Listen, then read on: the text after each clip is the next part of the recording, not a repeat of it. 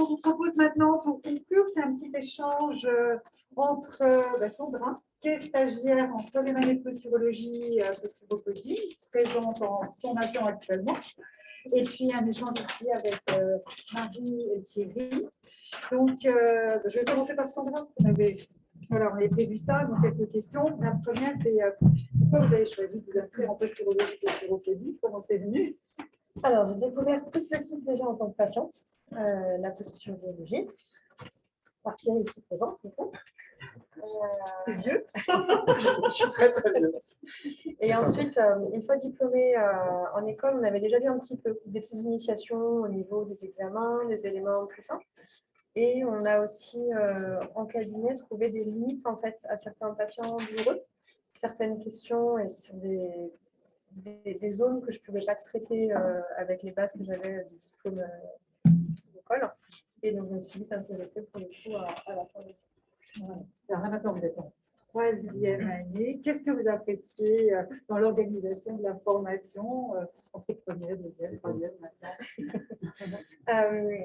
Les différents modules de l'année. Comme tu as dit tout à l'heure, on arrive sur un premier module, on a plein de notions qu'on apprend.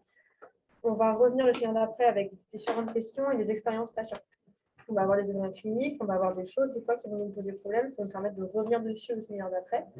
Et les professeurs vont nous répondre dessus et nos collègues aussi, étudiants, on va avoir différents cas cliniques et on peut comme ça avoir quelque chose de plus large. Et puis le lieu est plutôt sympa. Pour ceux qui ne connaissent pas ici, voilà, on est bien reçus. Avec le Covid, on a réussi à tenir les formations avec un protocole qui était nickel chrome. Voilà. Et justement, qu'est-ce que tu apprécies ici au niveau de l'installation pratique? Est-ce que le fait de pouvoir faire des smiles avec l'atelier, est-ce que c'est un plus dans l'organisation de la formation? Ça a été un plus, surtout que moi, pour le coup, je n'étais pas forcément avec le matériel adéquat au cabinet. Je n'avais pas de presse au début, donc pour faire des smiles en résine en termes de souder, c'était un peu compliqué.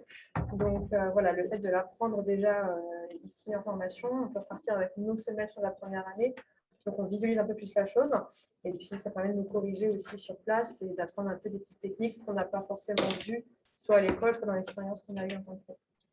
C'est vrai qu'on vous demande aussi de ramener des semelles que vous avez faites, vous, dans vos ateliers, quelle que soit la technique, pour qu'elles puissent être supervisées. Est-ce que ça apporte aussi… Oui, parce qu'entre la théorie qu'on va avoir sur quels éléments mettre pour quelle pathologie ou quelle patient on va avoir, et le fait de les faire, c'est pas toujours la même chose. Donc, là, même en troisième année, ce séminaire-là, on va avoir des semelles à rendre pour celui d'après. Donc, tous les ans, on a des semelles à rendre et ça permet quand même de s'évaluer et de se dire, OK, ce que je fais, c'est quand même bien. Ce que je fais, non, là-dessus, développer, et voilà, on va être chaque année, exactement.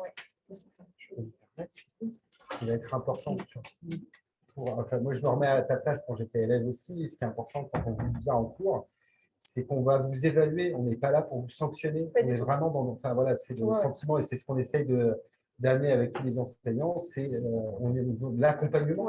On est tous podos au même niveau et on est vraiment là pour vous aider et faire que vous puissiez acquérir le plus de connaissances possible, d'avoir le meilleur esprit critique par rapport à ce que vous faites et essayer d'avancer dans les choses et que vous puissiez correctement intégrer l'information bloquée, intégrer les informations qu'on vous amène en cours. C'est ce que j'apprécie aussi dans l'organisation, c'est que ma promo, pour le coup particulièrement, a eu plein d'enseignants différents. Et ce qui est plutôt chouette, parce que d'avoir plein de visions différentes, plein de techniques différentes, et un formateur va plus facilement parler à un élève ou à un autre. Il y a des feelings, il y a des façons d'expliquer des choses, et ce qui permet quand même d'avoir un panel assez large, et c'est le cas de mes camarades en promo aussi. C'est demandé. Donc, ce que j'entends, c'est aussi mon souhait, c'est de vous donner confiance avec un apport de connaissances, mais aussi de vous aider à prendre confiance en vous pour être compétent pour les patients. Et alors, au fur et à mesure, est-ce que la formation a changé votre pratique en cabinet? Comment ça s'est passé? Alors, ça m'a déjà apporté beaucoup de tests. On en voit beaucoup en école. On n'en pratique pas tant que ça au final en réalité dans le cabinet. Moi, personnellement, c'est le cas aussi d'autres collègues, mais voilà, on est quand même cantonné souvent aux mêmes choses. Donc, les tests ont été très intéressants parce que du coup, on peut évaluer différentes choses. Ça nous permet aussi de communiquer avec d'autres professionnels. Il y a des tests qui veulent plus communiquer des médecins généralistes, d'autres des kinés, d'autres des ostéopathes. Et ça, pour le coup, c'est plutôt sympa de pouvoir interagir avec des collègues. Et puis, surtout, réussir à traiter des douleurs, sans parler de pathologie réellement, mais des douleurs de patients qu'on n'arrivait pas à traiter avant. Et il faut avoir des patients aussi qui ont d'autres demandes qu'avant. Et alors, est-ce que ça vous a permis, l'information, de développer la patientèle, de développer le cabinet? Pour le coup, ouais. En interagissant avec différents collègues, ostéopathes et kinés surtout, pour ma part, avec des phlébologues aussi, d'avoir une patientèle un peu plus développée, ne serait-ce qu'en semelle orthopédique. Et puis parce qu'il y avait des réussites souvent. Donc en général, voilà, le bouche à oreille, c'est très vite fait. Et avec les différents tests cliniques et les résultats qui étaient là, voilà, entre collègues, on s'est échangé pas mal de patients. Okay. Bon, merci Sandra. Maintenant, je vais m'adresser aux seniors, même s'ils sont très jeunes, contrairement aux seniors formateurs. Sérieusement, ça fait combien d'années que vous enseignez, Marie? Je sais pas. Tu sais plus? Une année, pas moins. Oh, oui. Ouais. Okay. 15 passés. 15 années de formateur. Ouais. Vous, au niveau de votre évolution de cabinet, qu'est-ce qui s'est passé avec la posturo? Quels sont les patients que vous voyez maintenant? Et avec quels autres professionnels, comme disait Sandra, vous travaillez aussi en collaboration? Je vous ai tout mis les questions d'un coup et maintenant, juste, je ferai une précision sur votre échange précédent. Ici, c'est un lieu d'échange. Enfin, c'est ça qui est important, on n'évalue pas, on accompagne, mais on échange beaucoup. Enfin, voilà, ça se nourrit de tous les côtés. Enfin, vous nourrissez de la formation et de l'enseignement des formateurs, mais nous, on se nourrit également énormément du lien avec les stagiaires, de ce qu'ils apportent, etc. Et ici, c'est un lieu d'échange. Enfin, moi, je témoignerais comme ça. Voilà. On échange ici. Et voilà, sinon pour ma pratique professionnelle, si je simplifie pour être court, parce qu'il se fait tard, moi ça m'a changé ma vie de tout. Enfin, ça va même changer ma vie tout court, mais en particulier celle de mon cabinet. Aujourd'hui, j'ai fait que quelques soins, juste une journée par semaine, qui sont mes anciens patients de soins que je n'ai pas laissés au bord de la route parce que je m'y étais attachée. Mais voilà, sinon je fais que des bilans. Et ça s'est fait tout seul. Je n'ai jamais choisi. Il n'y a pas un jour où je me suis dit, je vais arrêter de faire des soins. Ça s'est fait tout seul sans que je m'en rende compte. Et c'est Philippe, je me souviens au dernier séminaire, tu avais posé la question et tu avais dit, qui a plus de 75% de semelles? Et il m'a fallu ce temps-là pour me dire, ah ben oui, en fait, oui, c'est ça. Donc ça s'est fait tout seul. Et donc voilà, je n'ai jamais choisi et j'adore ce que je fais. Et franchement, je changerais de métier pour rien. Ouais. J'adore mon métier, la posture, voilà, j'adore ça. Je suis passionnée, j'adore recevoir mes patients, j'adore venir ici. Donc voilà. Non, moi, ça a vraiment changé toute ma vie. Oui, pour rebondir sur ce que tu disais, on a des collègues enseignants qui nous ont dit si je n'avais pas fait posturo, je ne ferais plus de la podo.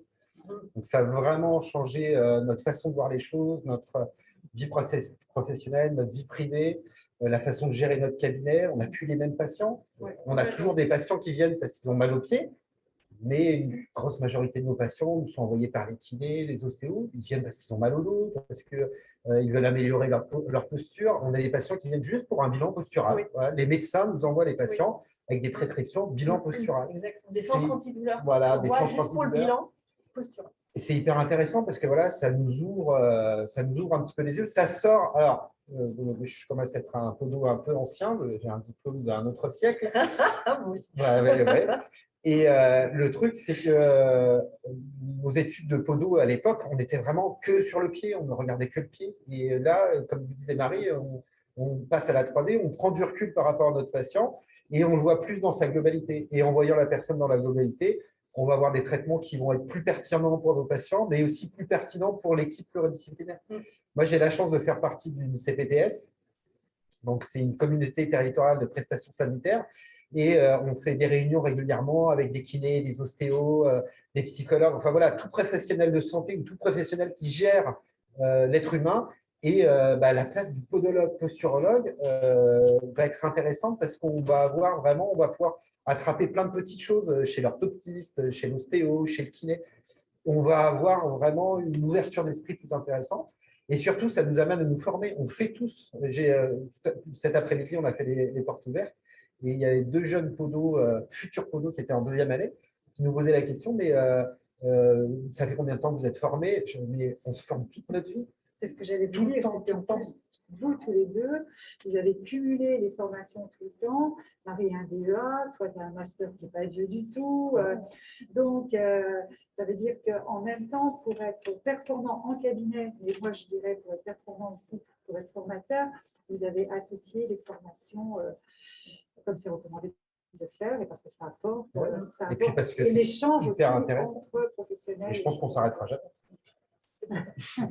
Ça pense pas mal. Ouais. Malgré ce que peut dire ma femme, on ne s'arrêtera jamais. Mes enfants aussi. Ouais.